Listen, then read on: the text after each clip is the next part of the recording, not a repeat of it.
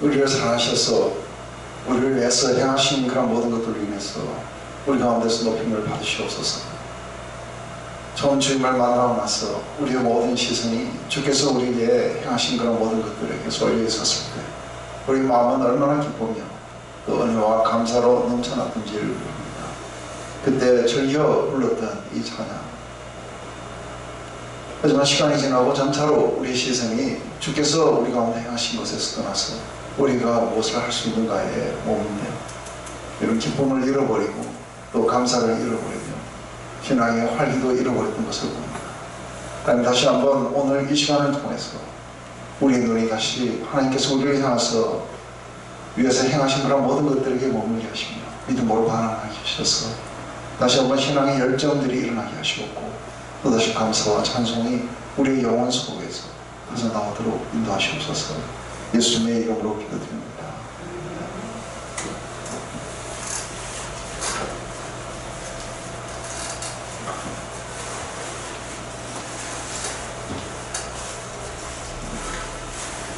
네, 사도 바울은 복음을 이렇게 시작하기 전에 내가 이 복음을 부끄러워하지 않는다 하고 이야기하는 것은 이 복음은 우리가 뭘 하는 게 아니라 하나님의 능력, 또 하나님의 의 이런 것들이 나타나서 우리로 하여금 믿음으로 이끌게 된다. 그래서 하나님이 요구하시는 모든 세대의 인간들에게 요구하시는 것은 오직 믿음으로 말미암아 살아야 된다. 근데 이제 오늘 이렇게 믿음으로 말미암아 우리가 살아야 되는 상당히 중요한 그 부분에 대해서 우리가 얘기를 하면 제일 먼저 하나님이 우리를 이렇게 만드셨어요. 하나님이 우리를 만드셨다는 것은 우리는 창조주가 아니에요. 창조주가 아니기 때문에 우리는 의존되어 있어요. 그래서 우리는 다 알 수도 없고 그리고 우리의 판단은 정확하지도 않아요. 그래서 우리는 하나님을 의존하고 진리를 우리가 알아갈 때 그리고 모든 것들이 실체를 우리가 알아갈 때 하나님의 지식, 지혜 이러한 것들을 우리가 필요로 하게 되어 있어요. 그래서 우리에게는 절대적으로 하나님을 의존해야 될 때에 그때의 첫 인간의 타락은 하나님을 의존하는 데서부터 벗어났어요. 이제는 자신의 소견으로 자신의 판단을 따라서 살아가려고 하는 이 성향이 일어났기 때문에 파괴가 왔다고 그렇게 이야기합니다. 그렇다면 하나님의 말씀을 불신하고 그리고 자신의 판단을 따랐던 그것으로 인해서 우리 안에 욕망의 시선을 따라서 우리가 살면서 그 마음이 우준해지고 그리고 우리가 더러운 정욕 가운데 이렇게 갔다고 우리가 1장 18절부터 그래서 하나님을 인식한다 하더라도 우리는 감사도 안 하고 오히려 그 생각이 허망해졌다고 하는데 이 허망해진 이야기는 바로 우리가 감사를 드려야 되는 것은 그분이 우리를 지으신 거예요. 근데 이것은 우리에게 굉장히 많은 파생된 진리들을 우리 가운데 말씀하시는 거예요. 우리가 처음 태초부터 그리고 마지막 때까지 하나님과 우리 인간 사이에 존재하는 것은 하나님이 창조주시고 우리가 피조물이다. 이 두 가지가 굉장히 중요한 우리의 위치를 이야기합니다. 근데 이것을 떠나버리면 우리에게는 이렇게 안식이 없다고 이야기하는 거죠. 그래서 하나님이 온 세상을 만드실 때에 우리가 6일째 마지막에 만드셨어요. 그래서 6일 때 마지막 때에 만드신 이유가 있다면 그것은 모든 만물들 우리가 필요한 것들을 다 만들어 놓으시고 마지막에 우리를 만들어 주시고 그래서 사실은 우리가 피조물 가운데 가장 늦게 만들어졌어요. 그 이유는 하나님이 우리에게 필요한 모든 것들을 다 만들어 놓으시고 그리고 우리를 이 땅에 두셨다는 거예요. 그래서 인간이 생명이 이렇게 일어나기 시작하자마자 하나님은 안식을 선포하세요. 그래서 안식을 선포한다는 것은 하나님이 이루시고 우리가 받아 누리고 하는 이 관계가 피조물과 창조주의 관계예요. 근데 하나님이 이루시고 우리가 그것을 받아 누리는 이런 어떤 의존된 관계 속에 있을 때 하나님은 그 나를 거룩하다 하시고 그리고 그 나를 이렇게 축복하셨어요. 그 결과 인간들은 이제 영원히 하나님이 이루신 것을 우리가 인조해야 될 거예요. 이게 하나님을 향한 우리들의 기본적인 자세라고 해요. 그렇다면 하나님이 이루시고 하나님이 모든 것들을 공급하시고 우리가 그것을 누리게 될 때 오는 첫 번째의 우리 감정은 감사예요. 그런데 감사를 하지 않은 것은 인간의 스스로가 피조물의 위치를 떠나서 창조주처럼 되려고 했다는 거예요. 그게 사단의 유혹이었고 너희가 하나님처럼 될 수 있다. 그래서 마치 자기가 하나님처럼 되는 줄 알고 자기 안에 있는 그 욕구가 자기 눈이 좋다고 생각하는 대로 마음이 탐하는 대로 입맛이 땡기는 대로 스스로가 지혜롭다고 생각하는 대로 그렇게 살아가기 시작하면서 파괴됐다고 이야기합니다. 오직 하나님만이 마음의 소원을 따라서 행하세요. 근데 하나님이 마음의 소원을 따라서 행하시더라도 이게 방종으로 가지 않는 것은 하나님은 사랑이세요. 그래서 나중에 우리도 이렇게 사랑 가운데 오게 될 때에 자유함이에요. 우리의 자유의지가 스스로를 제어하는 걸 선택하게 돼요. 그건 사랑 때문에 하는 것이지 억압 때문에 하는 게 아닌 거죠. 이게 나중에 가면 이제 우리가 life in the spirit이에요. 사랑 가운데 우리가 모든 것들을 스스로가 제어해 가는 그 삶. 근데 우리는 근본적으로 우리는 그 사랑의 사람이 되려고 한다면 그것도 또한 우리가 하나님을 의존해야 돼요. 우리 스스로는 그 사랑의 사람들이 아닌 거죠. 그래서 우리 안에서 사랑이 나오는 게 아니고 우리는 그 사랑에 대한 반영들이에요. 그래서 우리는 원본이 아니고 그분의 형상이죠. 그래서 그분의 사랑을 우리가 반영해야 되기 때문에 우리가 사랑을 받아야 돼요. 근데 사랑을 받지 않고 우리 스스로 안에서 나오는 이 사랑이라고 이야기는 흔히 이제 세상에서 사랑이라고 이야기하는 집착이에요. 자기의 욕망을 따라서 자기가 좋다고 하는 것에 집착하고 있는 거죠.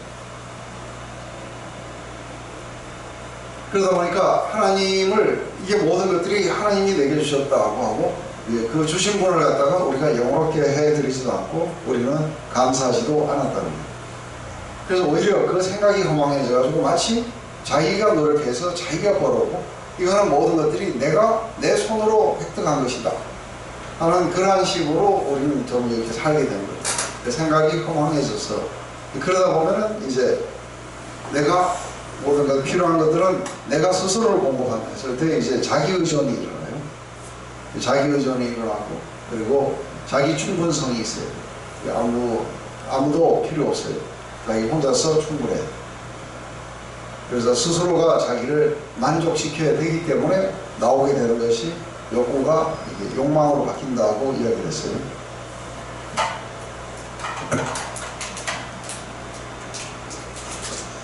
일단은 인간의 마음이 욕망으로 바뀌게 되면은 이 욕망에 눈이 어둡다고 그러죠. 그래서 그 마음이 어두워져요. 미련한 마음이 어두워져요.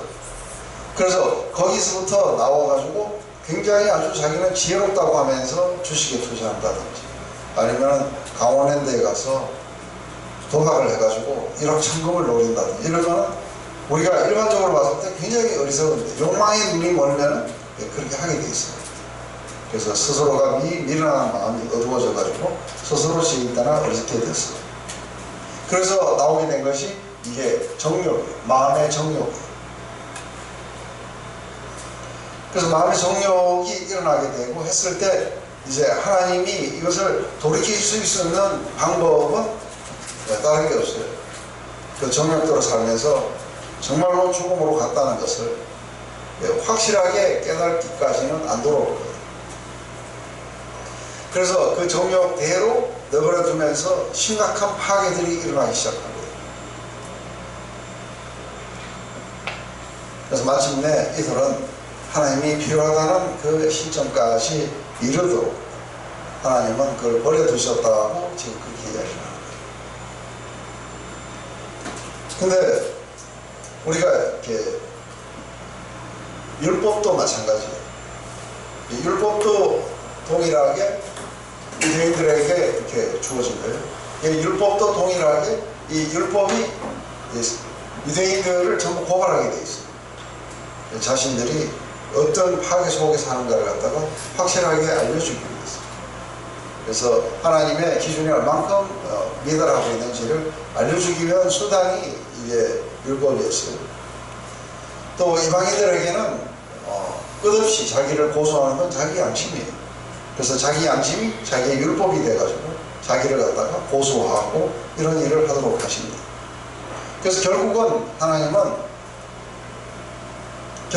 모든 사람들이 죄 가운데 있다는 것을, 그래서 이것을 성경은 그렇게 얘기해요. 하나님이 모든 사람을 죄와 심판 가운데 가두셨다는 거예요. 그래서 모두가 다 죄와 심판 가운데 이렇게 있게 되었을 때 그거를 인식하면은 그 다음에 어떤 생각이 들겠어요? 내가 죄 가운데 있고 내가 심판 가운데 있구나. 이것 때문에 하나님의 진노가 내게 나타나겠구나 하는 걸, 이거를 확실하게 인식한 사람들은 그렇다면은 이제 살기를 찾아야 돼요. 그래서 우리에게 구원자가 필요하다는 것을 알게 돼요. 그때에 이제 자율성이 무너진 거예요. 자율성이 무너지고 그리고 하나님을 향한 의존성이 일어나기 시작해요. 그래서 지금부터는 그 자율성이 무너지고 의존성이 일어났다는 건 뭐냐? 자율성이라는 건 자기 판단과 자기의 능력을 따라서 살아가는 거예요. 근데 의존성이라는 것은 이제는 하나님의 말씀을 따라 살아가기 시작해요. 하나님의 지혜를 따라서, 그리고 하나님의 능력을 의존하면서 살아가는 걸 의존이라는 거예요. 그래서 우리는 자율과 의존, 이 사이에 이렇게 가게 되겠죠. 그래서 우리는 이 두 가지가 우리를 죄인으로 심판으로 몰아가는 게 양심과 율법이라 했어요. 그러니까 양심과 율법을 따라서 살아가려고 노력하면은 결국은 어디 종착역이 어디예요? 결국은 종착역이 죄와 심판 가운데로 가도록 디자인된 거예요. 그래서 우리는 궁극적으로는 죄와 심판으로 가게 될 거예요. 하지만 아직도 이 기초학문도 못 배운 사람들은 양심과 율법을 따라서 살아야 된다고 그렇게 이야기할 수 있어요. 그거는 아직 그 종착역에 들어간 사람들이에요. 종착역에 간 사람들은 레슨을 다 끝마쳤어요. 그죠? 그래서 이제는 하나님을 의존해야 된다는 것을 이렇게 알 수 있는 거죠. 이게 이제 유대인이건 이방인이건 상관없이 모두를 갖다가 죄와 심판 가운데 있다는 걸 알리시는 하나님의 방법이었다고 그렇게 이야기하는 거죠. 그래서 모두를 전부 죄 가운데 가뒀다 해서 유대인이나 헬라인이나 다 죄 아래 있다고 우리가 이미 선언하였느니라. 기록한 바 의인은 없나니 하나도 없다. 우리가 알거니와 물론 율법이 말하는 바는 율법 아래 있는 자들에게 하는 것이라. 이는 모든 입을 막고 온 세상으로 하나님의 심판 아래 있게 하렵니다. 그러므로 율법의 행위로 그 앞에 의롭다 하심을 얻을 육체가 없나니 율법으로는 죄를 깨달으니라. 그래서 죄를 깨닫고 심판 아래 있다는 것을 확실하게 인식시키기 위해서 율법이 왔다. 양심도 같은 역할을 했다. 성경은 분명히 이야기를 하고 있어요. 근데 실제 속에서는 여러분들의 실제의 그 그리스도인의 삶 속에서는 많은 사람들이 아직도 양심과 율법을 따라 살아가려고 노력을 하고 있어요. 그래서 여러분들에게는 은혜도 없고 감사도 없고 그리고 실제로 삶의 변화도 없고 아무것도 없는 거예요. 이걸로 안 된다 했는데 이제 그 속에서 우리가 뭔가 해보려고 했던 거죠. 그런데 이 양심이나 율법하고 상관없이 하나님 앞에서 우리가 의롭게 살아갈 수 있는 길이 나타난 거예요. 그 길은 우리가 뭘 해서가 아니라 하나님이 우리를 의롭게 만들어 주실 때 우리가 의로워집니다. 그래서 하나님이 우리를 창조하실 뿐 아니라 죄인인 우리를 하나님이 의롭게 해주시는 거예요. 그래서 우리가 의롭게 되는 건 우리의 자업이 아니라 하나님의 자업이에요. 그런데 자율성을 가진 인간들은 의롭게 되는 것이 우리의 일이라고 이렇게 생각합니다. 그래서 복음을 모르는 거예요. 아직도 의존이 안 일어난 거예요. 하나님이 지으시고 하나님이 우리 죄인들을 의롭게 해주세요. 바로 그 길이 나타났다고 이야기합니다. 이전에는 그런 길이 없었냐면 실제로는 있었어요. 하지만 여기서 율법 외라는 건 율법으로도 의롭게 되고 그리고 우리가 믿음으로도 의롭게 된다는 그 이야기가 아닙니다. 여기서 율법 외라는 건 apart from it, 율법과 아무 상관없이 인간이 의롭게 되는 것은 하나님이 인간을 의롭게 만들어 주셔야 됩니다. 그래서 이게 우리의 의가 아니고 하나님의 의예요. 복음에는 하나님의 의가 나타난다고 이야기합니다. 그래서 하나님의 의가 나타났습니다. 이 하나님의 의는 율법과 선지자, 구약의 모든 것이 이런 하나님의 의가 나타날 거라고 포인트하고 있습니다. 그것은 바로 그리스도 예수를 믿음으로 말미암아 믿는 모든 자에게 미치는 하나님의 의다. 그것은 유대인과 이방인의 차별이 없다. 모든 사람들이 다 죄를 범했고 아무도 하나님의 영광에 이르지 못했지만 하나님이 그리스도 안에 있는 구속으로 말미암아 우리를 의롭게 만들어 주신 거예요. 그래서 구속으로 말미암아 하나님의 은혜로 값없이 의롭다 하심을 얻은 자가 되었습니다. 그런데 많은 사람들은 우리가 하나님 앞에서 의롭게 될 수 있는 유일한 길이 은혜와 값없이에요. 근데 우리가 좀 미안해서 조금이라도 보태면 어떻게 돼요? 그래서 우리도 낯짝이 있지, 그죠? 그만큼 자율적인 게 안 좋은 거예요. 그래서 그게 섞이면은 복음이 아니에요. 이게 갈라디아서 이야기예요. 그거는 복음을 갖다가 어떤 사람들이 변하게 만들려고, 변질되게 만들려고 합니다. 이런 복음을 전하는 자들은 저주가 있을 거라고 해요. 그게 믿음 플러스 율법이에요. 이걸 갖다가 나중에 보면은 반응적 율법주의라고 해요. 이건 이단이에요. 그건 전혀 복음이 아닌 거예요. 복음에는 우리의 의가 나타난 게 아니고 하나님의 의가 나타났고 우리를 의롭게 해주시는 분은 하나님이세요. 그래서 우리는 전적으로 은혜로 값없이 되어야 돼요. 왜요? 타락이 우리가 전적으로 은혜로 값없이 받아 누리는 것에서 벗어난 게 타락이에요. 이게 이해가 되세요? 하나님이 모든 것들을 마련해 주시고 우리로 인조하게 했을 때 우리는 그걸 거부하고 우리 스스로가 뭔가를 만들려고 했던 거예요. 이게 타락이라는 걸 모르기 때문에 전적으로 은혜로 값없이 의롭게 되는 것에 대해서 미안한 것은 죄성이에요. 이게 확실하게 이해가 안 되면 이게 끝도 없는 이야기입니다.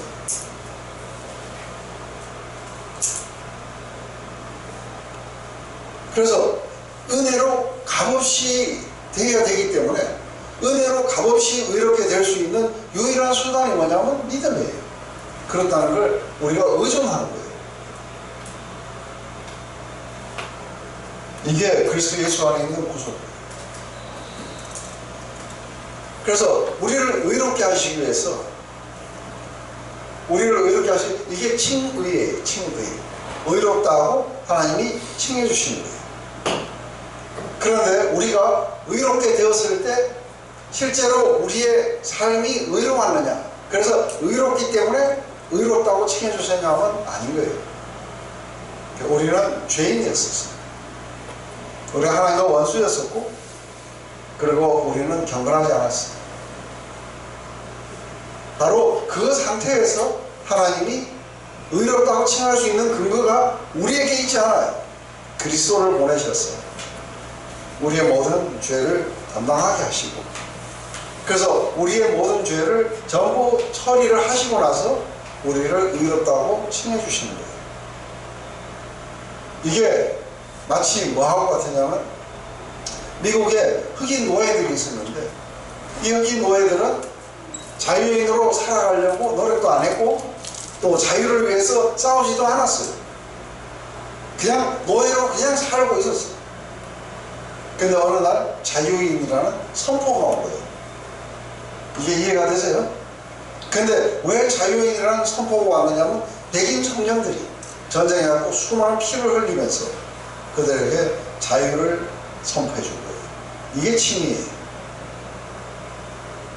그래서 이 사람들은 그날로부터 자유인이에요.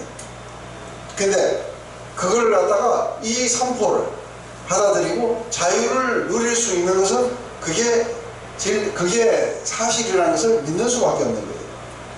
그래야 은혜로 값없이 자기가 자유인이 되는 거예요. 근데 많은 그 흑인 노예들은 안 믿었어요. 그래서 여전히 그냥 노예로 살았어요. 헌법이 자기들을 자유인이라고 보장을 해줘도 그것도 안 믿어요. 헌법이 보장해주고 정부가 보장해주고 이걸 다 해도 안 믿으면 효과가 안 일어나요. 왜냐하면 그걸 은혜로 값없이 주는 것을 받아들일 수 있는 유일한 수단이 뭐냐면 믿음으로 대납이에요. 그것이 은혜로 되기 위해서는 믿음으로 대납이 하고 그렇게 이야기합니다. 그래서 우리가 의롭다고 칭함을 받았을 때 우리 상태는 어때요? 실제로 경건하지도 않았고 우리가 의를 행할 힘도 없었고 그리고 죄인이었고 하나님과 원수된 상태에서 우리를 의롭다고 칭해 주신 그 이유는 그것은 우리도 알지도 못하는 사실이에요. 예수 그리스도가 십자가에서 우리를 사랑하셔서 우리의 모든 죄의 페널티를 지시고 거기에서 우리 모든 율법의 저주와 그리고 심판을 끝내셨다. 그래서 이제 더 이상 이미 우리의 죄가 처벌을 받았기 때문에 우리가 처벌받을 게 없는 거예요. 그래서 의롭다고 선포해 주신 거예요. 이렇게 선포해 주실 때 그분은 죄를 처벌하셨기 때문에 자신도 의롭고 자신을 믿는 자들도 의롭게 해주시는 거예요. 이게 그리스도 안에 있는 구속으로 말미암아 우리가 은혜로 값없이 의롭다 하심을 얻은 자가 되었나니라.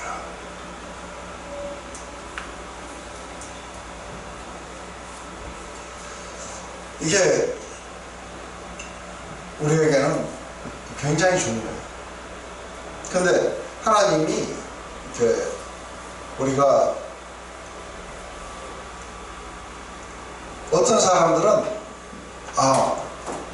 구약에는 하나님이 행위로 의롭다함을 요구하셨는데 신약에서는 믿음으로 예수님으로 말미암아 믿음으로 의롭다 하시는구나 하고 이야기하는 사람들은 이 가르침을 뭐라고 하냐면 세대주의 가르침이라고 해요. 세대별로 다르게 구원하십니다.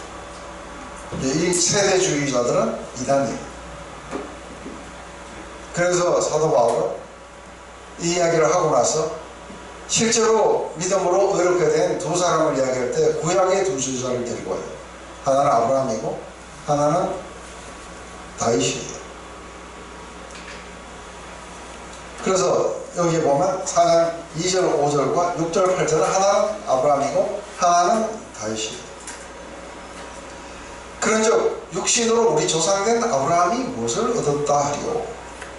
만일 아브라함이 행위로 의롭다 하심을 받았으면 자랑할 것이 있으려니와 하나님 앞에서는 없느니라. 성경이 무엇을 말하느냐? 아브라함이 하나님을 믿음에 그것이 그에게 의로 여기신 바 되었느니라.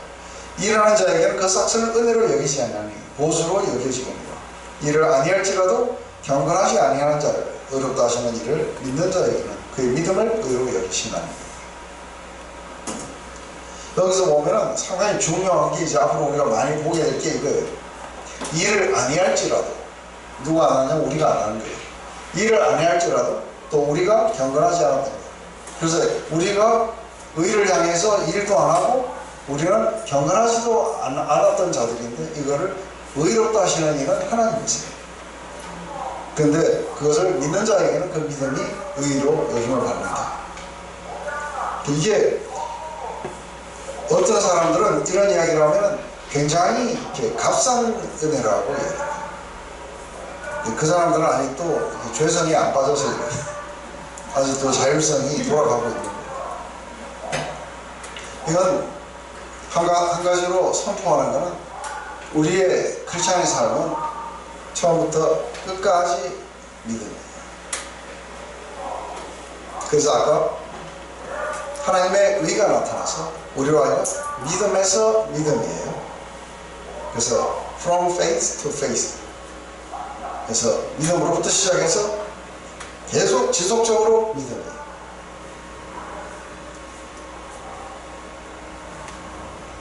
근데 이제 우리가 다른 시간에 이 믿음이 우리에게 실제로 의로운 행위를, 우리에게 사랑과 의로운 행위들을 갖다가 프로듀스 할 수 있느냐 했을 때 프로듀스 하게 돼요. 어떻게 하게 되는지. 제일 처음 우리가 하나님을, 우리가 아담과 하와가 그렇게 인식했을 때, 이제 그래서 우리가 죄라는 게 뭔가, 왜 우리 인간들은 타락했는가 하는 것을 우리가 늘 염두에 두는 게 굉장히 중요해요. 네, 거기에는 피조물이 하나님처럼 행사하려고 한 거예요. 그래서 하나님이 명백하게 죽음이라 했을 때 그 말씀을 우리가 안 믿었어요. 근데 만약에 우리가 그 말씀을 믿었더라면 어떻게 되겠어요? 믿었더라면 타락이 없어요. 이해가 되세요? 그래서 하나님이 이거는 악이다 하면, 이렇게 하면 죽음이 올 거다 하면 우리는 안 하면 돼요. 그죠? 이렇게 하면 생명으로 빛나게 될 거다 하면 그걸 하면 돼요. 아주 심플했어요. 그 결과가 어떻게 되냐면 우리 안에 하나님의 모습들이 나타나게 될 거예요. 근데 타락이 그걸 안 믿었기 때문에 우리는 우리 스스로가 뭔가를 해야 된단 말이죠. 이게 육체가 일한다고 이야기를 해요. 근데 한번 봐봐요. 우리가 하나님 말씀을 갖다가 우리가 계속해서 믿었더라면은 악이 없어요. 죄라는 것도 없어요. 맞아요? 그래서 우리가 믿는다는 것은 우리가 하나님이 우리에게 모든 것들을 은혜로 주시게 돼 있어요. 그래서 모든 것들이 은혜로 오게 되고 값없이 오게 되는 것을 우리는 그냥 믿으면 돼요. 우리가 어떤 지혜를 구하고 돈을 낼 필요가 없죠. 그리고 우리에게 양식을 달라고 하면서 돈으로 살 필요가 없어요. 다 은혜로 오게 돼 있어요. 그래서 우리는 은혜로 받아 누리게 되는 게, 이게 하나님을 향한 믿음이에요. 근데 우리 나중에 이제 그때 가서 다시 한번 이야기하겠지만, 우리가 일을 하거나 우리가 판단을 하면은 이게 타락이라고 했어요. 그죠? 여기에는 뭐가 지배하게 되냐면 우리의 욕망이 지배해요. 그래서 우리가 율법 아래 있다든지 법을 지키려고 한다든지 양심을 따라 살아간다든지 이렇게 했을 때는 우리가 자율성 가운데 있기 때문에 죄가 왕노릇하고 있는 거예요. 지배하고 있다는 거예요. 이게 이해가 되세요? 이해가 안 되면은 이해 안 됩니다. 그런데 모든 것들을 은혜로 우리가 받아 누리게 되면은 우리가 하나님의 말씀을 트러스트하고 모든 것들을 은혜로 받아 누렸을 때는 원래 죄가 없었어요. 죄가 너희를 주관하지 못하려니 너희가 법 아래 있지 않고 은혜 아래 있기 때문이다. 이 말이 이해가 돼요? 이게 로마서 6장 14절 말씀입니다. 우리가 죄의 주관으로부터 벗어나는 것은 자율성을 버리는 거예요. 그리고 하나님을 의존하고 믿음으로 하게 되면 죄가 더 이상 우리에게 힘을 쓰지 못하게 되어 있어요. 그래서 모든 것들이 은혜로, 우리가 부모가 자식에게 은혜로 사랑을 주고 모든 필요한 것을 하듯이 그걸 받아 누린 아이들은 부모처럼 자라게 돼요. 그래서 사랑이 프로듀스 돼요.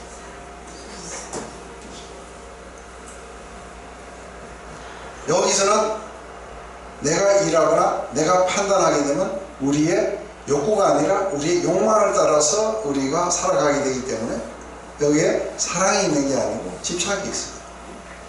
그래서 죽음으로 가고 파괴로 데려갈 거예요. 그래서 부모가 자식을 사랑한다고 하면서 사실상은 자기 욕구대로, 자기 욕망대로 아이들을 갖다가 이끌면 아이들이 파괴돼요. 부모와 자식하고의 관계도 깨어지고, 그래서 아이들은 상처를 입고 있고, 그리고 부모는 사랑했다고 자신들은 억압을 받았다, 이렇게 이야기를 해요.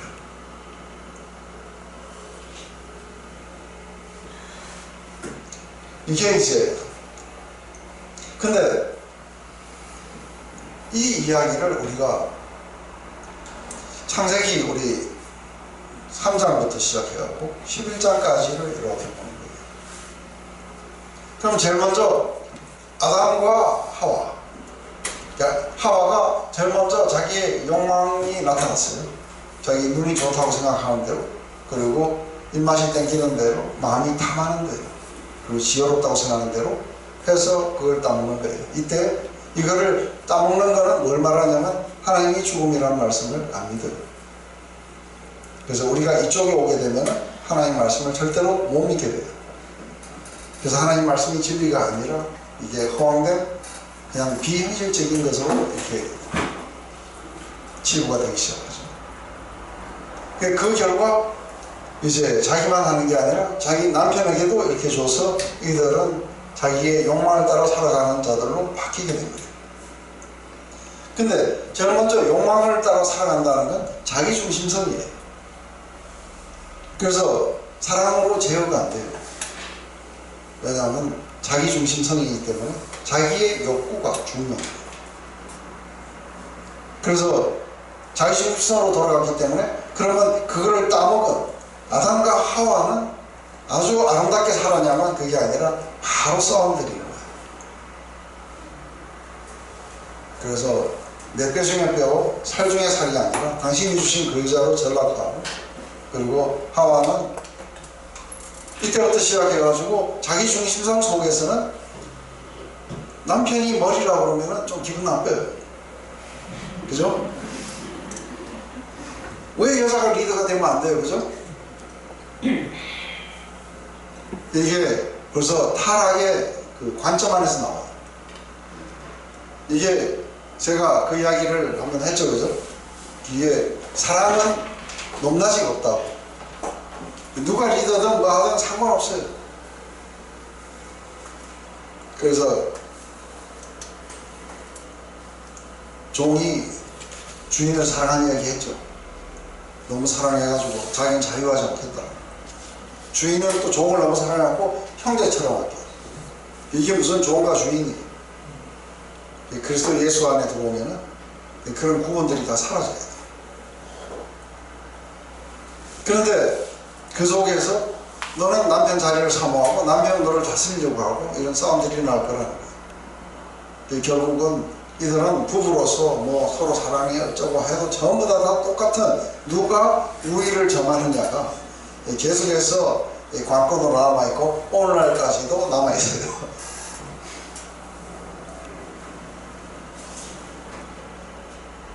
남편 하는 거 보면은 시덥잖아요, 그죠?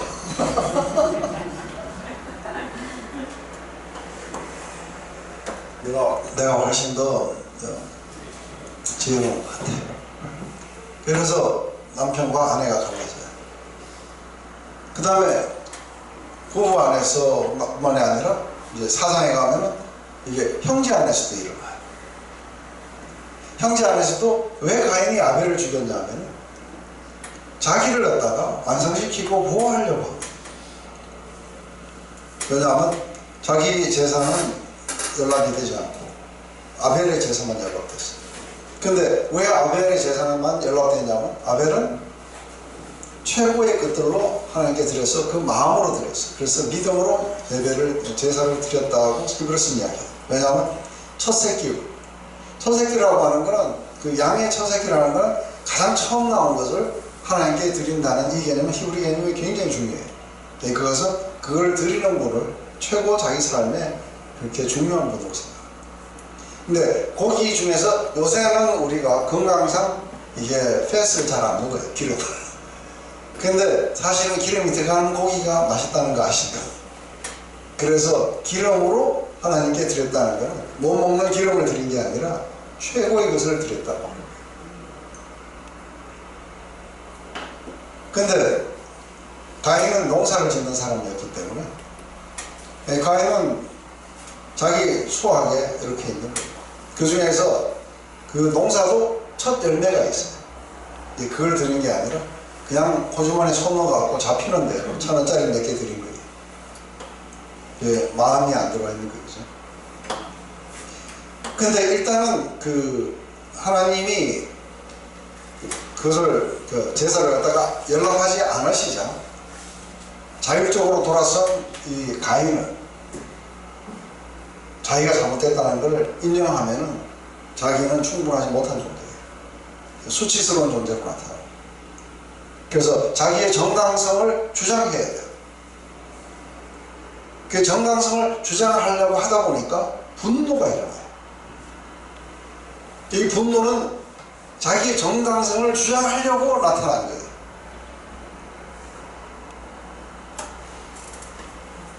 그래서 속에서 분노가 일어나고 미움이 일어나는 걸 하나님은 뭐라고 했으면 죄가 네 문 앞에 엎드리고 있다는 거예요. 왜냐하면 곧 이러한 분노와 미움은 살인으로 일어날 거예요. 분노의 단계에서 너는 다스려야 된다 하고 이야기를 하시니까 안 다스려요. 그럼 끝내 그 분노가 어떻게 표출이 되냐면 아무 죄가 없던 자기 동생 아벨을 죽여요. 그럼으로써 자기가 수치스럽지 않은 존재로 나타나려고 하는 이 어리석음이 이걸 죽여야 돼요. 그러다면 우리 안에 이제 미움이라든지 분노라든지 이런 모든 것들은 한번 여러분들이 자세하게 한번 그 조사를 한번 해보세요. 관찰을 해보세요. 다 어디서 나오는 건지. 다 자기 방어, 자기 보호, 자기 완성, 수치를 가리기 위해서 이게 나오게 된다는 것을 보게 될 거예요.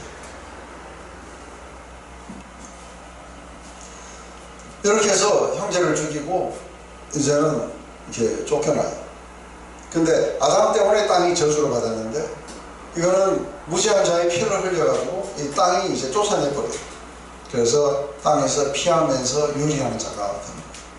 그때 하나님이 이게 이제 어디에서든 정착을 못하고 떠돌이 생활을 하니까 가인이 두려워해요. 그래서 사람들이 날 만나면 죽이려고 할 겁니다. 했을 때 하나님이 보호를 약속하세요. 내가 보호해 줄게요. 그래서 보호하기 위해서 표도 주셨어요. 근데 이미 자율적으로 돌아선 이 인간이 믿을 리가 없어요. 공수표들이에요, 전부. 하나님이 보호하신다는 것도 공수표고, 그죠? 니한테 해를 가면 내가 7배나 그렇게 해주겠다. 이건 나중에 아브라함에게도 이야기해요. 너를 축복하는 자를 내가 축복하고, 너를 저주하는 자를 내가 저주하겠다. 근데 너를 해를 가면 내가 7배를 대하고, 절대로 너를 해하지 못하도록 내가 보호하고 지켜주마 했을 때 아멘 하고 믿었으면 끝나는 거예요. 그냥 다시 에덴으로 들어가면 돼요. 안 믿어요. 그 대신 자율적으로 돌아섰기 때문에 자기를 스스로 보호하려고 성을 만들어요. 그리고 이 성을 만들고도 부족해요. 그죠? 그래서 저들이 뭔가 사다리를 만들어 공격할 수도 있고 이러니까 이제 이 두려움이 점점 더 무기도 만들어야 되고 농기구도 만들어야 돼요. 그리고 아무도 나를 갖다가 공격하지 못하도록 내 힘을 과시해야 돼요. 그래서 나중에 가면은 선제 공격이 최고의 방어다. 이래가지고 저쪽에서 사실 공격도 안 하지만 내 두려움이 먼저 가서 죽여버려요. 이렇게 하고 나왔는 이 7대 손이 라멕이에요. 아내들이여 내 말을 들으라고 하면서 어떤 남자가 자기를 상하게 했다는 거예요. 그러면은 어느 정도 상하게 했는지 몰라요. 여기 예를 들어서 한 1cm쯤 상하게 했을 수 있어요. 그러면 하나님은 7cm쯤 내가 찢어 먹겠다고 말씀하셨어요. 그죠? 그런데 라멕은 자기의 어떤 그걸 과시하기 위해서 77cm를 찢어야 돼요. 그래서 내가 죽였다는 거예요. 나에게 상처를 입혔기 때문에 내가 죽였다. 이게 이제 인간의 사회, 자율성으로 돌아서서 자기가 스스로 보호하고 자기가 스스로 자기 힘을 과시하면서 아무도 자기를 공격하지 못하도록 그러면서 성을 짓고 거기에다가 내 자식이 나를 지켜줄 거라 해서 자기 아들의 이름 에녹이라고 붙여요. 그죠? 이 에녹은 하나님과 동행했던 에녹 아니에요. 이렇게 되면서 인간들은 아주 이제 어디까지 가게 되냐면 하나님의 심판에 이르도록까지 가게 돼요. 홍수로 심판을 하게 돼요. 그러고 나서 노아로부터 다시 시작했지만 이 자율성이 이들에게 계속해서 전수되어 내려오는 거예요. 그때 하나님은 심판을 가하지 않고 세상을 구원하시겠다고 얘기해요. 그래서 무지개를 보여주신 거죠. 근데 이 인간들은 모여가지고 바벨탑을 만들었는데 그것은 뭐 멋있게 보이기 위함이 아니라 우리가 이것을 가지고 하나님께 도달해보자. 그래서 이게 인간의 도성인데 하나님 없이도 우리가 잘 살 수 있다는 걸 보여주자. 그래가지고 우리가 인간끼리 힘을 합쳐서 거기까지 도달해보자 하는 게 바벨탑이에요. 이때 인간은 이 자율성 때문에 이게 계속해서 파괴를 하게 될 거예요. 이거를 계속 반복할 수는 없어요. 그죠? 그래서 언어를 혼잡게 하고 이제 온 인류를 구원하시는 첫 번째 방편이 뭐냐면 아브라함을 믿음으로 부르시고 그래서 축복을 약속했어요. 제일 먼저 너는 본토 친척 아비 집을 떠났어. 내가 지시하는 땅으로 가라. 내가 큰 민족을 이루고 내게 복을 주어 내 이름을 창대케 하리니 너는 복의 근원이 될 것이다.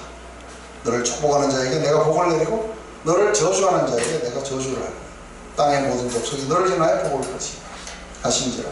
이에 아브라함이 여호와의 말씀을 쫓아갔고 롯도 그와 함께 갔으며 아브라함이 하란을 떠날 때 그 나이 75세였더라. 근데 이게 사실은 약간 가당치 않은 거예요.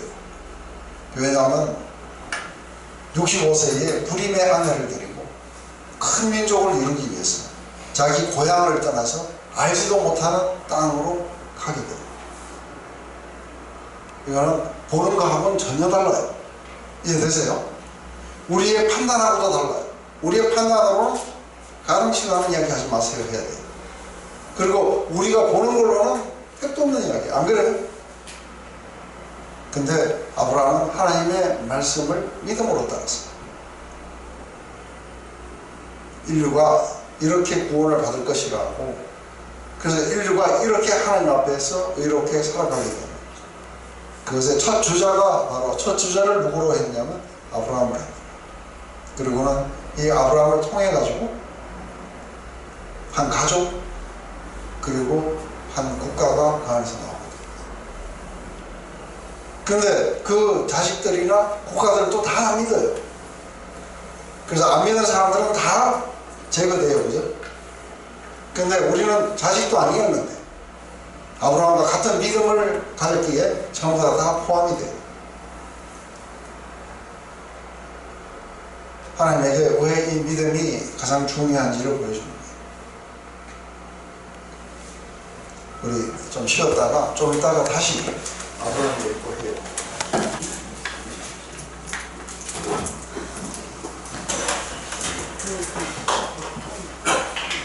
이제 우리가 아브라함의 삶의 이야기들을 봅니다.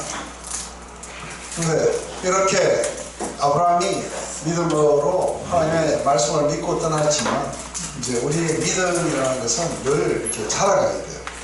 결심하는 믿음이 있고 그리고 이게 나무가 되어가지고 많은 새들이 햇을 들이면 완성된 믿음도 있어요. 그래서 믿음이 크다 작다 이제 그렇게 하는 거죠. 있다 없다를 떠나서 이제 있다고 했을 때부터 이제 자신 믿음부터 시작되었고 이렇게 되는 거죠. 근데 이 믿음만 해도 이제 상당히 큰 거예요. 근데 이때에 가장 중요한 거는 하나님이 뭐라고 약속하셨냐는 거예요.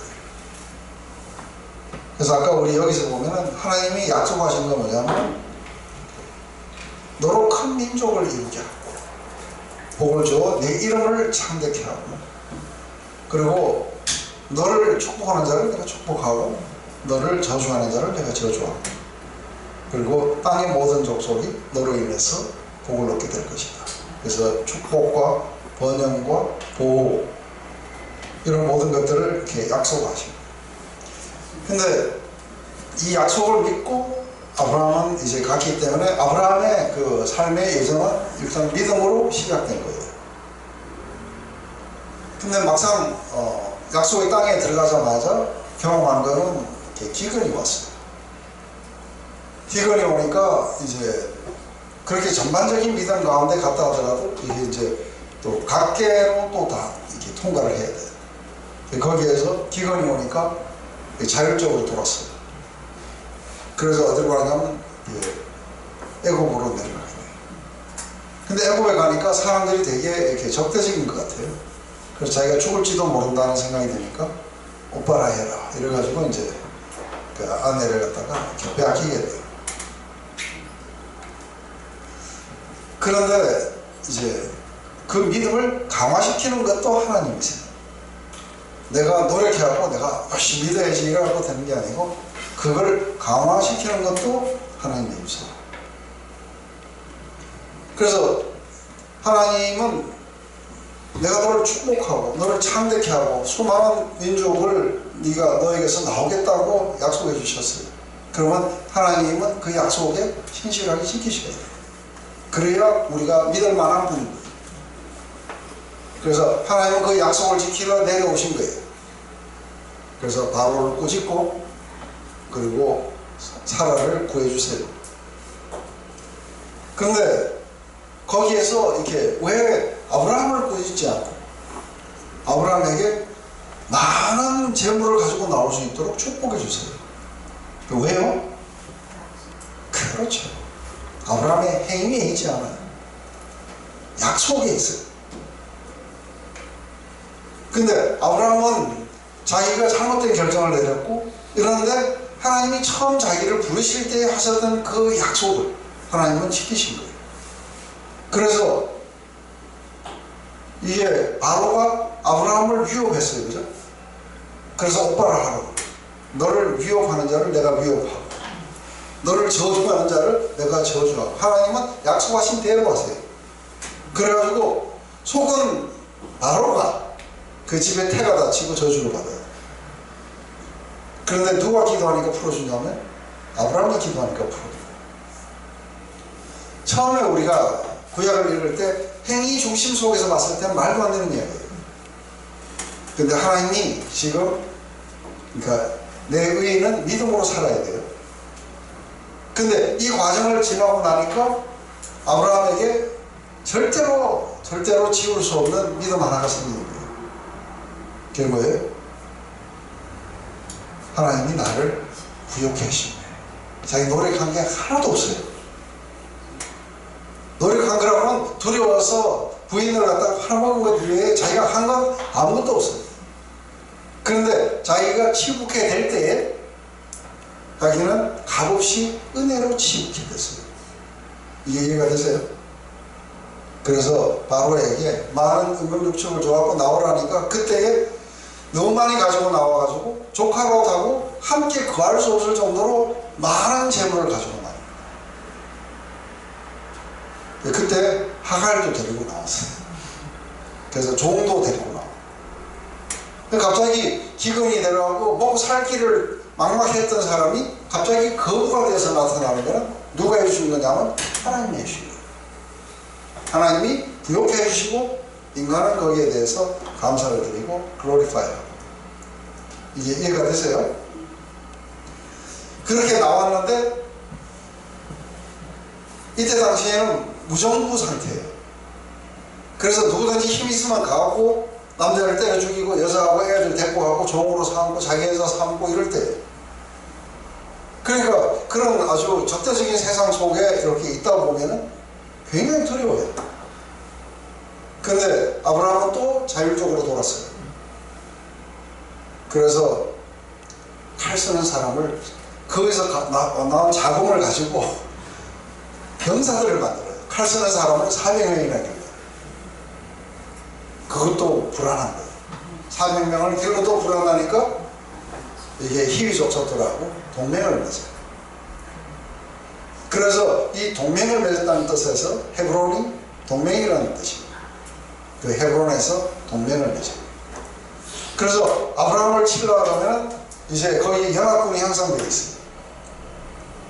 근데 갑자기 동방에 있는 왕들이 위에서 내려와 가지고 저기 소돔과 고모라를 쳐가지고 거기에 있는 모든 사람들을 다 잡아갈 때에 그때에 조카 롯도 잡아갑니다.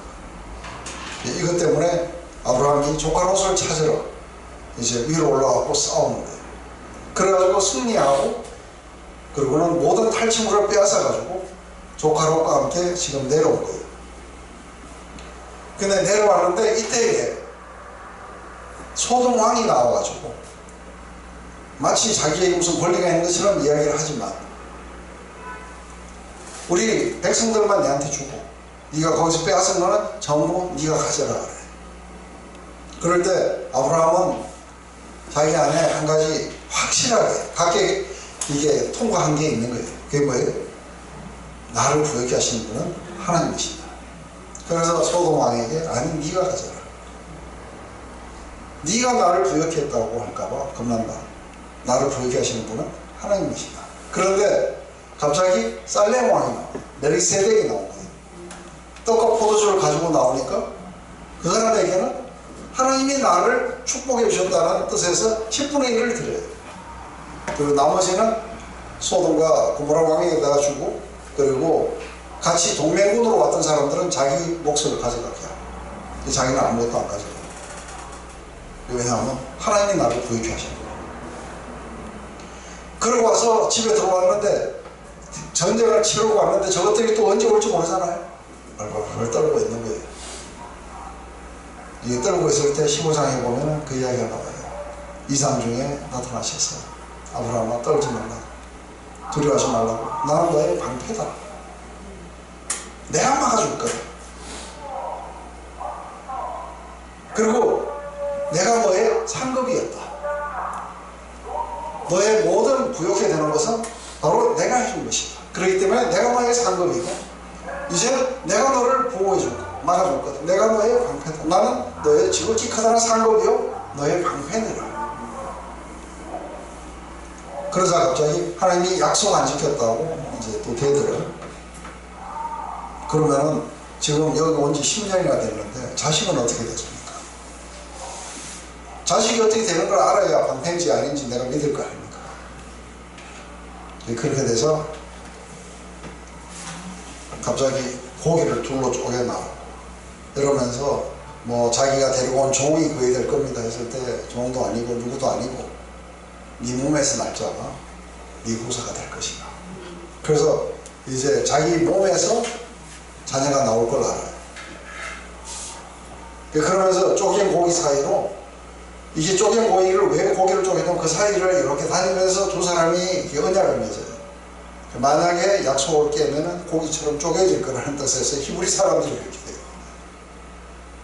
거기에 아브라함은 지우고 하나님 혼자 이렇게 되면서 여호와의 횃불이 쪼갠 고기 사이로 지나가요. 아브라함에게 맹세까지 하신 거예요. 아침에서. 그러니까 아브라함은 이제 알게 된 게 뭐냐면 자기의 몸에서 자녀가 나올 거라는 거예요. 그렇게 되자 갑자기 이제 전혀 보공이 아닌 이야기가 나와요. 그건 부인에게서부터 나와요. 그래서 늘 그러니까 하와도 문제였고 사라도 문제였어요. 자기에게 종이 있는데 이 몸에서 나온다면 나는 안 되니까 이 종을 취하고 하면 하나님의 약속이 이루어지지 않느냐. 그래서 믿음 플러스 율법이에요. 이게 갈라디아서 4장에 가면 왜 듣지 못했느냐. 이 하갈은 누구며? 하갈은 이게 종의 자녀들이에요. 근데 우리 어머니는 자기와는 살아. 너희는 약속의 자녀다. 이삭이다. 이 이야기를 갖다가 해주게 되는 거죠. 그래서 결국은 이것 때문에 하나님의 약속을 사실은 안 믿고 스스로가 뭔가 요만큼 들어간 거예요. 하나님은 리젝트 해버렸어요. 그죠? 하나님은 약속하시고 하나님이 이루실 거예요. 우리의 노력을 필요로 하지 않아요. 이게 잘못된 복음이에요. 이것 때문에 오늘날까지도 시끄러워요. 그죠? 그런데 이제 우리가 20장에 가면은 그렇게 오랫동안 기다렸던 약속하시고 30년 만에 드디어 자녀가 태어난 거예요. 그때는 어떤 상황이냐면 도저히 자녀를 생산할 수 있는 능력이 완전히 다 사라지고 모든 그 파스빌리티, 가능성도 다 사라지고 소망도 다 사라졌을 때, 그래서 인간으로서는 도저히 어떻게 할 수 없다고 하는, 그래서 죽을 때 다 됐는데 명년에 아들이 있을 것이라. 그러니까 웃었어요. 사라도 없고 아브라함도 없고. 왜냐하면 보는 것으로는 말도 안 되는 이야기인 거예요. 그런데 명년에 아들이 있을 거라고 말씀하셨어요. 그리고 웃었는데 아들이 생겼어요. 인간은 뭐가 무너지는 거예요? 내 판단, 내 능력, 이런 걸로 지금 보고 있던 모든 게 와르르 무너집니다. 와, 약속하시면은 무조건 이루시는구나. 이게 아브라함이 이제 대학을 졸업하는 거예요. 믿음의 대학을. 하나님이 한번 말씀하시면 그건 이루어진 거하고 똑같은 거예요. 그래서 히브리서에 그렇게 하는 거예요. 믿음은 이미 그게 실상이라는 거예요. 왜냐하면 하나님 말씀은 분명히 이루어지기 때문에 말씀을 그렇게 하셨으면 그거는 실제라는 거예요. 그래서 우리는 그 믿음으로 말미암아 그 실제를 경험하게 될 거라고 이야기하는 거죠. 근데 갑자기 이제 마지막 테스트가 와요. 그때는 이삭을 바치라. 그때 이삭을 바치라 했을 때 아브라함에게는 이게 딜레마가 가요. 왜냐하면 내 몸에서 날짜고 지금 겨우 이제 하나 있는데 얘가 16살인데 얘를 죽여버리면 하나님의 약속은 또 깨지는 거예요. 그럼 바다와의 모리알 같은 그 많은 자녀들은 어떻게 해요? 그러니까 이제 이 약속이 깨어지는 거예요. 근데 아브라함에게는 이제 보는 게 아니라 믿음으로 살아요. 약속은 안 깨진다. 이거는 절대로 변개할 수 없다는 거예요. 그래서 이 이삭을 통해서 수많은 자녀를 주시겠다고 하신 이 약속은 절대로 변함이 없다는 거예요. 그런데 이걸 죽이라고 한다면, 내가 죽이면은 하나님은 약속을 이루기 위해서 도로 살리셔야 돼요. 그래서 드렸다고 히브리서가 이야기해요. 이 사람 뭐가 확실성이에요? 내가 보는 거, 판단하는 거 다 죽는 거예요. 이게 자기 부인이에요. 하나님의 말씀의 확실성. 이거는 더 이상에 어떻게 변개할 수 없는 거다. 그래서 수많은 사람들이 구약에서 계속해서 하는 이야기가 그거예요. 온 천지는 없어져도 하나님의 말씀은 절대로 변개하지 않을 거다. 비와 눈이 내려서 땅을 적시고 그리고 싹을 키우고 그리고 다시 하늘로 수정이 되었고 올라오듯이 내게서 나간 말은 결과를 이루지 않고는 내한테 오지 않는다. 그러니까 지금부터 중요한 게 뭐냐면 하나님이 뭐라고 하셨느냐. 그리고 그게 우리의 실제라는 것을 믿는 믿음 가운데로 들어가게 됩니다. 바로 이 아브라함의 믿음을 그렇게 완성시켜 주십니다. 그래서 이게 완성되고 나면 이제 사라져요. 다음에는 또 누구 차례예요? 이삭 차례. 다음에는 야곱 차례. 그리고 오늘날 우리 차례입니다.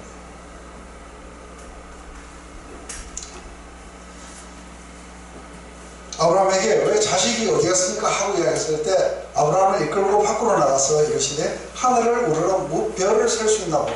또 그에게 이르시되 내 자손이 이와 같으리라. 아브라함이 여호와를 믿으니 여호와께서 이를 그의 의로 여기시고. 지금 자식도 없고 10년 동안 그냥 두려워가지고 애굽에 내려갔다가 왕창 또 치부돼가지고 또 왔고, 그죠? 그리고 그 오돌레마인가 그 동방왕 그걸 쳐오시고 내려왔고 무서워서 떨고 있는데 자식도 없고 이런데 자식을 줄 거라고. 그럼 데리고 나왔고 하늘을 봐라. 이럴 때 우리는 어떻게 하냐면은 요의 부인 같으면 아주 하나님을 저주하고 죽어버리는 거예요. 맞아요? 근데 그걸 좀 믿었다 그래요. 바랄 수 없을 때에 그걸 믿었다. 하나님이 그 믿음을 의로 여기셨다. 왜 이게 아브라함이 어떻게 해서 의로워졌느냐? 그러면 행위로냐면 행위로는 아브라함이 의로울 게 하나도 없어요. 어디에서 눈 닫고 찾아봐도 아브라함이 의로운 건 하나도 없어요. 근데 아브라함은 다른 사람들하고 다른 게 있는 거예요. 하나님이 말씀하시면 믿어요. 그래서 아브라함은 회복되어 가요. 아브라함은 하나님과 하나가 되어 가는 거예요. 이게 구약에서 아브라함이 의롭게 되는 방법이었다고 이야기합니다. 다윗도 바세바와 간음하고 그리고 우리아를 죽였어요. 그죠? 근데 거기에서 자기가 이제 시편 31편에 자기가 죄를 이렇게 고백하지 않고 난 죄 없다고 했을 때는 아주 이게 무게가 뼈를 갖다가 녹이는 것처럼 이렇게 아팠는데 내가 내 죄를 갖다가 내가 잘못했다고 인정을 하자 하나님은 값없이 은혜로 나를 갖다가 사해 주시고 회복시켜 주셨다. 그래서 이렇게 값없이 은혜로 자기의 불법과 자기의 어떤 죄를 가르침을 받은 자들에 대한 그런 어떤 기쁨을 갖다가 이 시편에서 이야기합니다.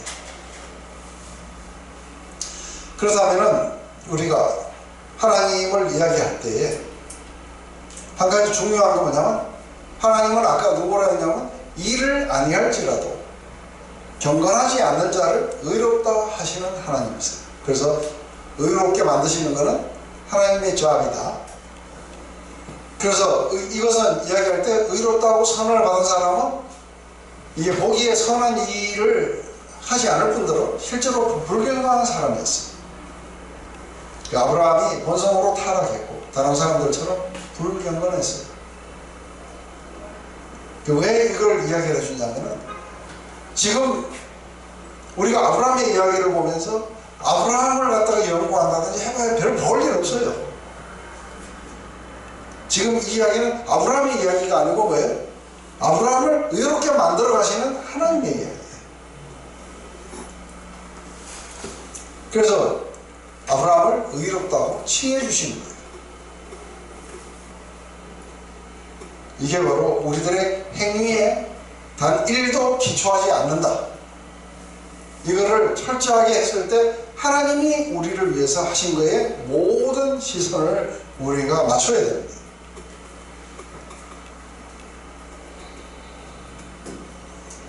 여러분들이 지금 어떤 뭐 심각한 죄악 속에 있든 뭐 하든 상관없어요. 그거에 따라 하나님이 여러분들을 갖다가 미워하시고 안 받아주시고 하시는 게 아닙니다. 그거하고 상관없이 하나님이 이 약속하신 그리스도 예수 안에서 너희들의 모든 죄를 사하고 너희를 의롭게 만들어 놓으라 하고 하는 이 이야기를 믿는 자들에게 하나님은 의롭다고 칭해 주시는 거죠.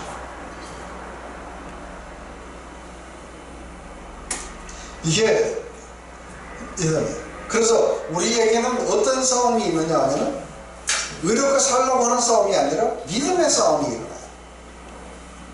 이해되세요? 어떤 데는 안 믿어져요. 안 그래요? 그리고 우리가 자구책을 구해야 된다고 생각하는 때가 훨씬 더 많아요.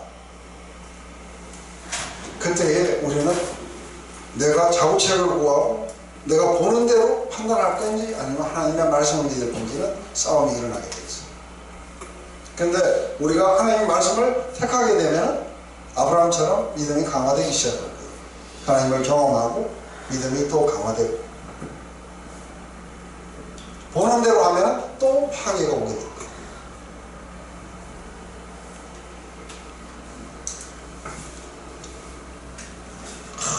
이렇게 한번 써보면 좋죠. 이 일을 아니할지라도 경건치 아니한 자, 누구냐면 우리예요. 나를 의롭다 하시는 이, 누구냐면 하나님이에요. 그분의 이 역사를 믿는 자에게는 그 믿음을 의로 여기신다. 우리가 아브라함처럼 의롭게 되는 거예요.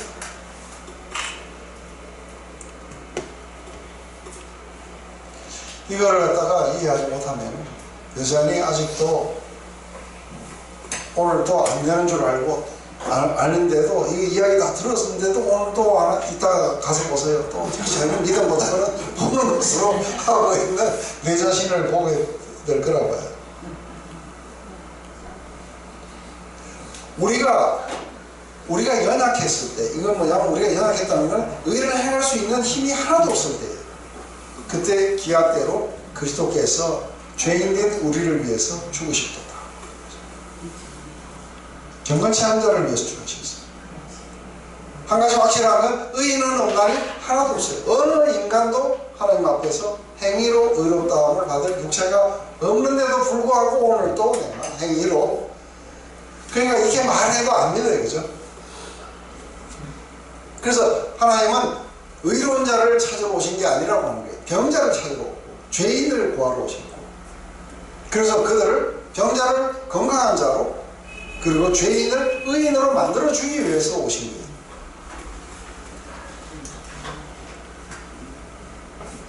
그래서 우리는 사랑을 받을 마땅한 자격이 없어야 돼요.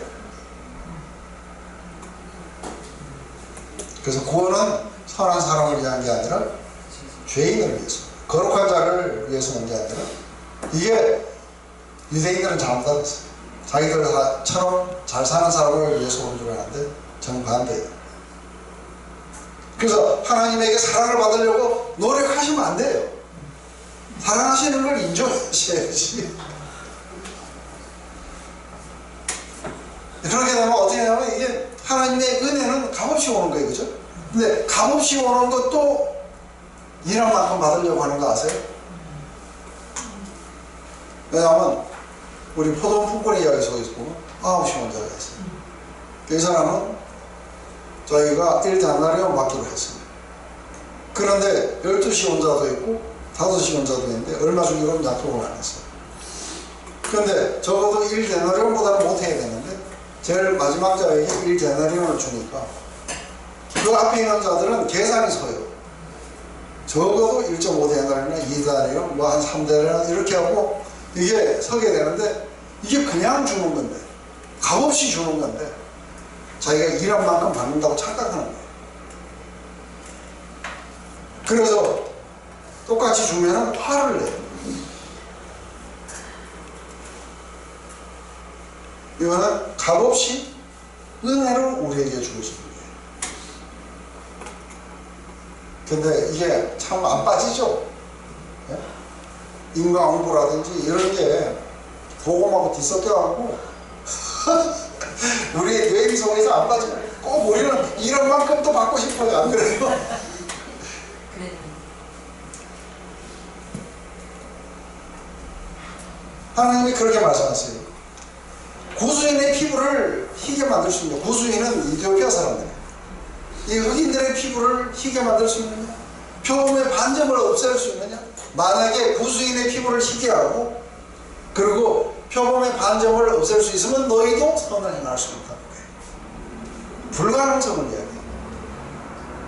근데 하나님은 구수인의 피부도 희게 만들 수 있고 반점도 없앨 수 있어요. 내가 너희를 의롭게 만들면 너희는 의로워질 거라. 우리는 의존해야 돼요.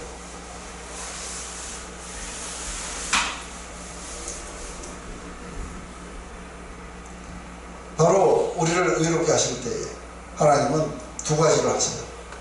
구수인의 피부도 바꿔주시고 그리고 반전도 없애주시는 건 어떻게 하시냐면 우리에게 새 마음을 주세요.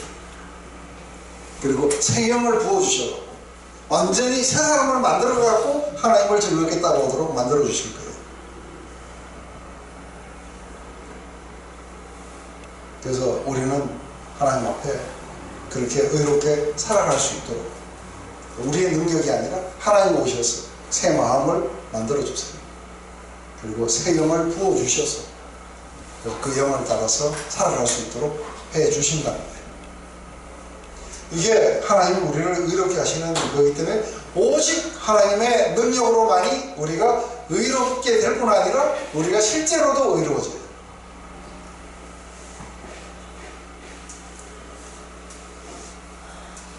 오직 믿음이래. 하나님이 값없이 은혜로 주셨기 때문에 오직 믿음 이외에 다른 방법이 있을 수가 없는 거예요. 그렇다면 이 땅에 값없이 공짜로 의롭게 해주는 걸 갖다가 못 받을 사람이 있어요? 공짜인데. 예? 안 믿으면 못 받는 거죠. 싫다는데 뭐. 공짜라 해도 싫다 그러면 못 받는 거예요.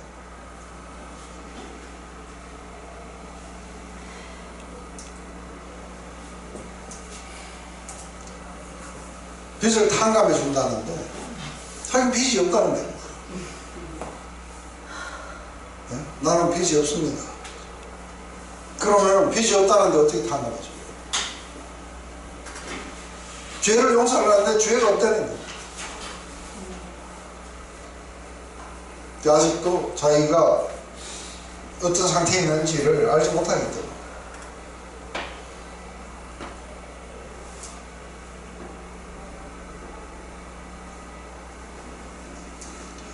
우리는 다시 한번 진리를 볼 수 있는 것도 우리의 힘으로는 안 돼요. 하나님이 우리의 눈을 뜨게 해주실 때 비로소 우리는 볼 수 있어요. 우리는 이거를 스스로 깨달을 수 없어요. 하나님이 깨닫게 해주셔야 우리는 깨달을 수 있어요. 이 놀라운 진리도 이게 인간들이 자기가 자연적인 그런 어떤 그 이치를 깨달아가지고 이렇게 못 와요. 성경으로 알려주실 때만이, 계시가 있을 때만이 우리는 알 수 있어요. 그래서 일반적인 사람들에게는 이게 신비로 전부 갖춰져 있어요.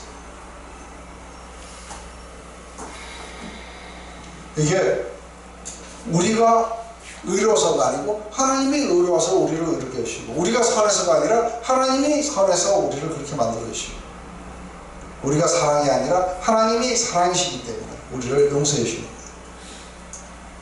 그래서 이 복음은 의인으로 오는 사람들에게는 아무 소용이 없어요. 그러니까 죄인으로서 이 복음을 기다리는 자에게만이 이게 필요한 거예요. 스스로 힘이 있다고 자율성으로 똘똘 뭉쳐있는 이 사람에게는 의존하라는 게 말이 안 되는 거죠.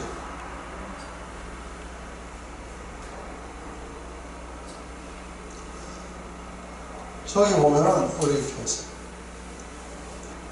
내가 나의 구원이 아니고 하나님이 나의 구원이죠. 내가 의존했기 때문에 두려움이 없어지고, 요한은 내가 나의 힘이 아니라 여호와가 나의 힘이시고, 내가 내 노래가 아니라 여호와가 나의 노래시고 나의 구원이시고, 그래서 하나님이 이뤄놓은 걸 기쁨으로 구원의 꿈을 들여서 우리는 인조하게 될 거예요. 믿음으로. 이게 성경 전체를 이야기합니다.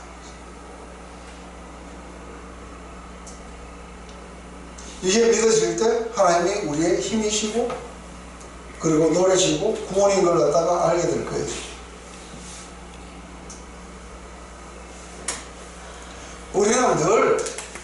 우리는 늘 이렇게 값없이 은혜 속에 거할 때만이 우리는 영적으로 살아나요. 그때만이 우리의 영혼은 기쁨으로 넘치고, 우리는 아주 거룩한 열정으로 향기 시작하고 사랑으로 우리가 변하게 될 수 있습니다. 이게 바로 성령으로 우리에게 그렇게. 근데 이렇게 했다가 다시 양심을 따라 살아가고 법을 따라 살아가려면 어떻게 되는 거예요? 하나님을 우리의 마음속에서 몰아내고 그리스도의 십자가를 어리석은 걸로 만들어버립니다.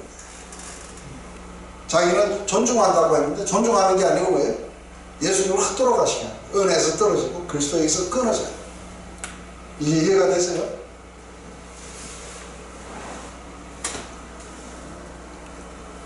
하나님의 선하심과 자비하심을 욕하는 거예요. 십자가는 필요 없고 하나님의 구원은 헛수고였어요. 그죠? 이렇게 해서 다시 저주 아래로 들어가게 돼요.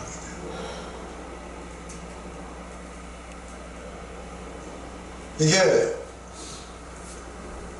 복음인데 왜 이렇게 어려우냐 하면 우리 안에 있는 이 자율성이 안 좋은 거예요. 그리고 세상의 모든 가르침이나 이야기는 우리의 자율성을 주장하게 돼 있어요. 그래서 우리가 그렇게 살지 못하는 것은 우리 결심의 부족이고 노력의 부족이고 그리고 교육의 부족이라고 잘 가르치고 그리고 훈련시키고 그리고 결심하게 하면 될 수 있을 거라고 착각하는 거예요.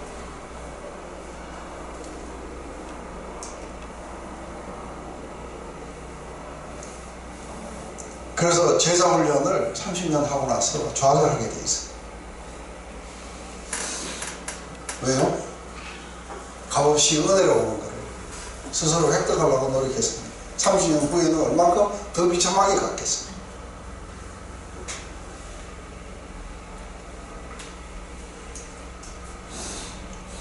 정말 이상하죠, 그죠? 값없이 은혜로 공짜로 주겠다는데 그걸 꼭 돈 내겠다고 주장하는 사람들이 있어요, 그죠? 우리가 에베소서에서 구원은 하나님의 선물이다. 선물도 돈 주고 사야 된다고 생각하는 거죠. 그러면서 그렇지만 나는 뭔가 해야 된다고 느끼고 있는데 하나님을 위해서 뭔가 내가 해야 된다고 느끼고 있어요. 그리고 아직도 내 안에 무서운 죄가 자리 잡고 있는데 이게 안 보이십니까? 그냥 아직도 안 믿는 사람들이에요. 굉장히 멋있는 사람들 같은데 굉장히 겸손한 사람들 같은데 은혜 가운데 들어온 사람들은 뭐라고 하는지 알아요? 나는 무시무시한 죄 가운데 있습니다. 그리고 나는 죄인 중에 괴수입니다. 그런데 이게 죄인 중에 괴수를 창피하게 합니다. 왜요? 그리스도가 다 갚아주신다. 나는 이런 나를 하나님이 값없이 은혜로 그리스도 예수 안에 있는 구속으로 말미암아 나를 의롭다고 칭해 주셨습니다. 이렇게 믿는 사람들을 통해 가지고 이 사람은 이제 의롭게 살아가게 되는 힘이 나와요. 이게 믿음 안에 거하는 거예요.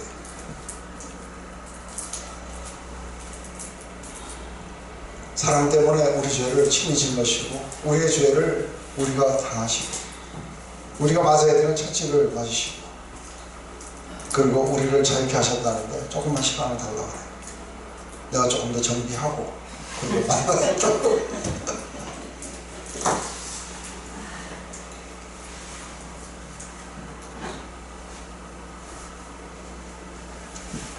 여기서 계속해서 이야기해요.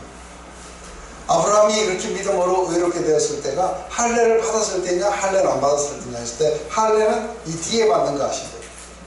이건 14장에서 의롭다고 선언을 받고 그러고 나서 이게 17장에 가면은 다시 한번 이야기를 할 때 하나님 아브라함이 하나님 말씀을 믿으니까 오늘 이제 너와 나와 언약을 맺고 그리고 네가 믿음의 표시로 할례를 받아라 했는데 문제는 그 뒤에 나타난 사람들은 마음으로는 안 믿고 할례만 해요. 그러면 이 할례가 뭐냐면 포경수술이에요. 그냥 믿음의 표시가 아닌 거예요. 이게 이해가 됐어요? 근데 아브라함이 약속을 받고 아브라함이 의롭다 받은 것은 할례전이에요. 그 할례하고 상관없이 왔다는 걸 이야기해 주는 거예요. 그래서 이게 우리가 아브라함이 이 약속을 받아들일 수 있는 이게 된 것은 법 아래 있는 게 아니라는 거예요. 만약에 법 아래 있는 자들이 상속자가 된다면 그러면 약속은 취소가 되는 거예요. 요 상관관계를 이야기해주는. 그러므로 상속자가 되는 그것이 은혜에 속해야 돼요. 그러기 위해서는 믿음으로 되어야 된다. 그래서 우리가 하나님이 영원한 삶을 주시겠다고 약속하신 거예요. 그러면 영원한 삶을 받아들이는 것. 그래서 많은 사람들이 이 영원한 삶까지 가질 수 있습니까? 하고 물어봐요. 천국 갈 때까지 안전합니까? 하고 물어봐요.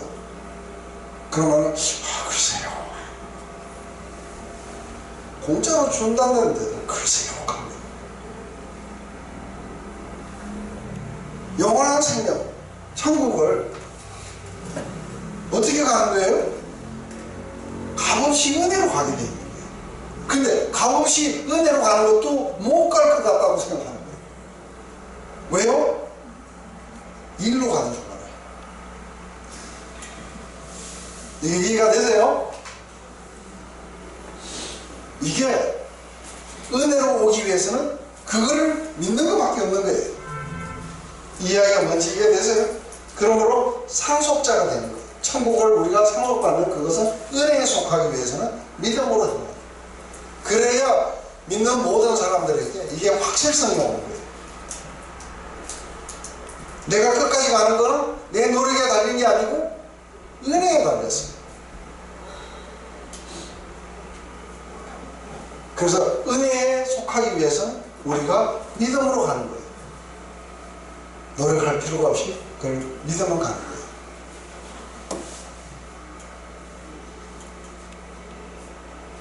그 성경에 다 나와 있어요. 제가 지어낸 게 아니고. 이렇게 이야기를 해도 내가 마지막까지 자신이 없다.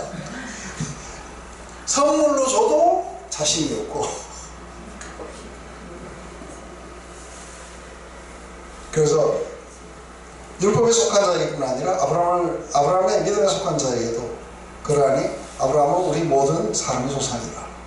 기록된 바 내가 너를 많은 민족의 조상으로 세웠다는 가더니 그의 믿는 바 하나님은 죽은 자를 살리십니다. 없는 것을 있는 것처럼 부르십니다. 그래서 이게 죽은 자도 살리시고 그리고 없는 것을 있는 것으로 빛이 있으라 하니까 있습니다. 이 하나님이 우리에게 이 구원을 영원한 삶을 갖다가 선물로 주시겠다고 이런 능력을 하십니다. 우리가 믿는 하나님은 그런 분들. 죽은 자도 살리시고 우리의 부활을 믿어요. 그죠? 죽은 자도 살리시고 없는 걸 있는 것으로 죄인을 의인으로 만드시고 마음대로 하실 수 있는 분이세요. 우리가 믿는 하나님은 그런 하나님이라고 이야기합니다.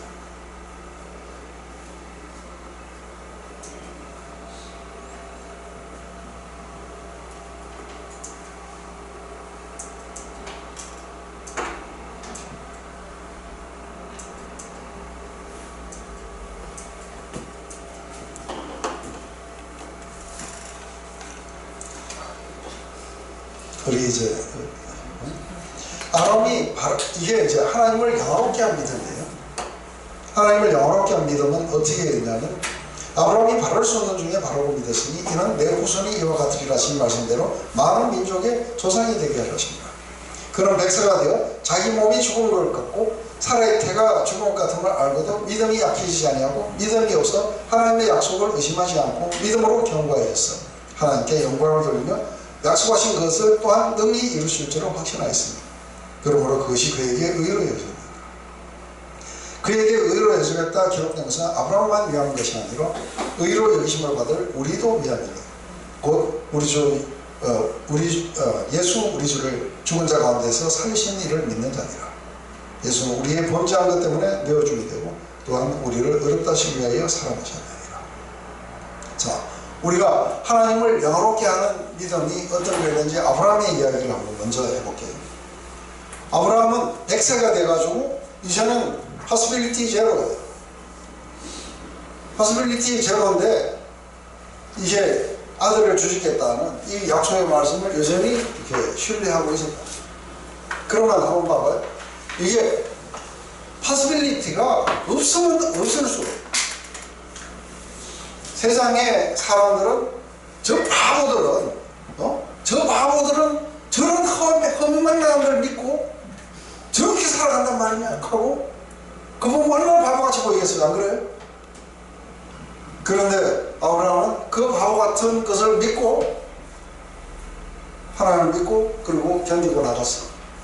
그런데 어느 날 보니까 약속하신 게 이루어지는 거예요. 그걸 통해서 누가 영광을 받으세요? 그래서 상황이 심각하면 심각할수록 그 속에서 하나님을 추러스하는 것이 일어나게 될 때 하나님이 영광을 받으시는 거예요. 이게 이해가 되세요? 이게 하나님을 영화롭게 하는 믿음이에요. 파스빌리티 제로일 때 믿어가지고 그거를 이 믿음이 실제가 되면 하나님이 무한한 영광을 받았어요. 근데 여기서 사도 바울이 한 게 이게 바로 이렇게 믿는 아브라함을 의롭다고 얘기해 주셨는데 이게 아브라함만을 위한 거냐는 거예요. 아브라함만을 위한 게 아니라 많은 사람들은 이걸 가지고 그래요. 어떻게 인간이 죽었다가 부활할 수 있느냐, 그리고 어떻게 우리의 죄를 위해서 하나님의 아들이 와서 우리 죄를 질 수 있느냐, 그리고 우리를 의롭게 하기 위해서 부활했다고 하는데 그게 말이 안 되는 거냐, 과학적으로 우리가 해봤을 때. 그래서 감리교나 이제 이단 사상이 조금 이렇게 들어가 있는 이런 사람들 가운데 그리스도의 부활을 안 믿는 사람들 많아요. 부활을 안 믿으면 우리는 다 끝난 거예요. 지금 여기서 보면 이렇게 기록된 거는 아브라함만 위함이 아니고 우리도 위함이라. 근데 우리의 믿음의 그거는 뭐냐면 아들을 주시겠다고 했던 그 아들이 예수 그리스도인 거죠. 근데 예수 우리 주를 죽은 자 가운데서 살리시는 일을 믿었다. 그러니까 하나님은 죽은 자도 살리시고 없는 걸 있는 것처럼 그렇게 해주시는 분이세요. 이걸 믿으세요? 예수님을 죽은 자 가운데 살리셨다는 걸. 그리고 그 예수님이 왜 죽으셨냐면 예수는 우리가 범죄한 것 때문에 내어줌이 되고 우리를 의롭다 하기 위하여 사랑하십니다. 왜 우리의 범죄함 때문에 우리가 내어주냐면 우리의 죄값을 치르기 위해서 죽으신 거예요.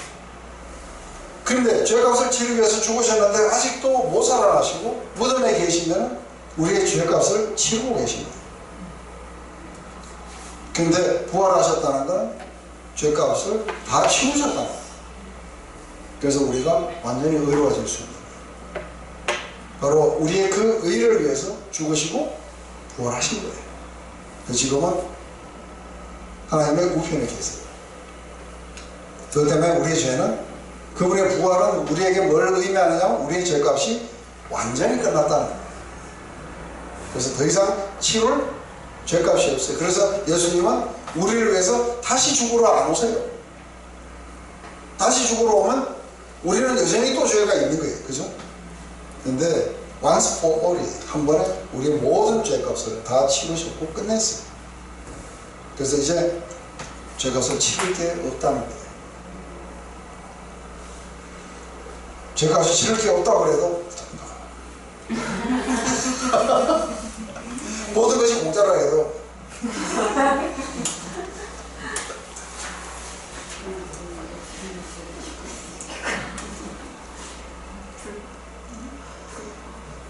제가 여러분들에게 오늘 이거 점심을 사겠습니다. 아무도 안 믿으면 저를 얼마나 아주 무시하는 거예요. 이해되세요? 안 믿으면 하나님을 영화롭게 하는 게 아니라 하나님을 갖다가 무시하는 거예요. 이제 그만 무시하시고 영화롭게 해드려야 돼요.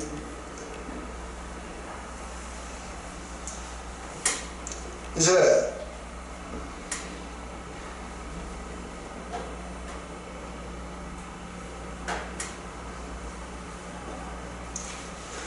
우리의 이 믿음, 우리가 이 믿음을 우리가 믿었을 때, 영롭게 하는 믿음을 믿을 때 자연적으로는 우리가 절망할 수 있는데, 그런데도 불구하고 여전히 요동치 않고 믿음의 선한 싸움을 싸우고 그것이 혹독할수록 하나님께 영광을 드릴 수 있는 거예요. 근데 이게 믿음이라는 것은 우리가 모르냐면 궁극적인 진리를 아는 거예요. 하나님에 대한 진리. 하나님은 창조주세요. 죽은 자도 마음대로 살리실 수 있고, 아무것도 없는데 빛이 있으라 하니까 있었고, 그리고 모든 식물들은 각기 종류대로 나오라 할 때 그냥 없는 거를 있는 것처럼 부르시니까 다 나온 거예요. 동물들도 그렇게 하신 거예요. 이게 우리 하나님이라는 거예요. 전지전능하신 분이세요. 그래서 우리가 하나님에 대한 이 진리, 근데 이게 그 이스라엘 백성들은 하나님에 대한 이 진리를 잘 모르니까 자꾸만 어디서 자기들의 안전과 이런 걸 찾느냐면 바알이라든지 아니면 외국과 동맹을 맺는다든지 이런 데서 자기 안전을 자꾸 찾으니까 하나님이 그걸 보시면서 뭐라냐면 내 백성이 나를 아는 지식이 없어서 망하는 거예요. 우리는 하나님을 아는 지식에 우리가 가야 되죠. 이 믿음은 우리가 해낼 수 있는 그 뭐가 아니에요. 우리가 믿어야지 하고 하고 막 자기가 막 그 사이클로지컬하게 막 강화시키려고 하는 게 아니고, 그거는 어디를 보고 있는 거예요? 자기 느낌을 보고 있는 거예요. 믿음은 마치 이거하고 똑같아요. 저를 보시면 믿음직스럽잖아요. 저를 봤을 때 믿음이 생깁니다. 그렇듯이 자기를 보는 게 아니라 하나님을 보고 하나님의 말씀을 듣고 보고 듣고 하면서 생겨나는 게 그게 믿음이에요. 시선을 자기한테로 돌리면 믿음이 안 와요. 난 아직도 왜 믿음이 없지? 이런 사람들은 아직도 없는 자기 믿음을 보고 있어요. 그거 이제 그만 보시고 하나님의 약속의 말씀을 보시고 하나님이 누구신지를 쳐다보면 믿음이 생기게 될 거라고. 절대로 자신을 설득하면 안 돼요. 그래도 나는 믿어야 돼 하고 이렇게 설득하는 게 아니라 참된 믿음은 참된 지식으로부터 와요. 그래서 우리는 복음을 들어야 돼. 그리고 하나님에 대해서 알아야 돼.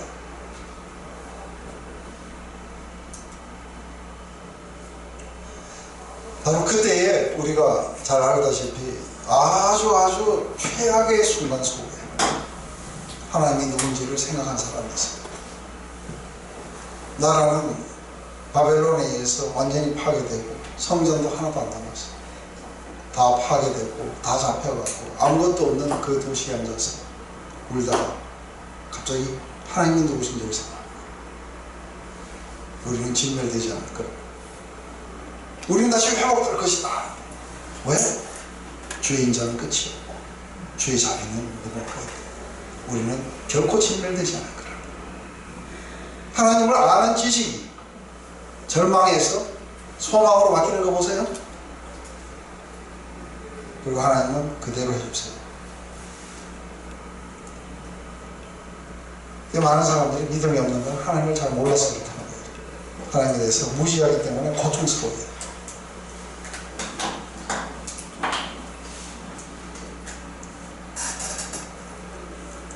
부활이 없다면 우리는 아직도 죄 가운데 있을 거예요. 그리고 우리의 믿음은 전부 헛거예요.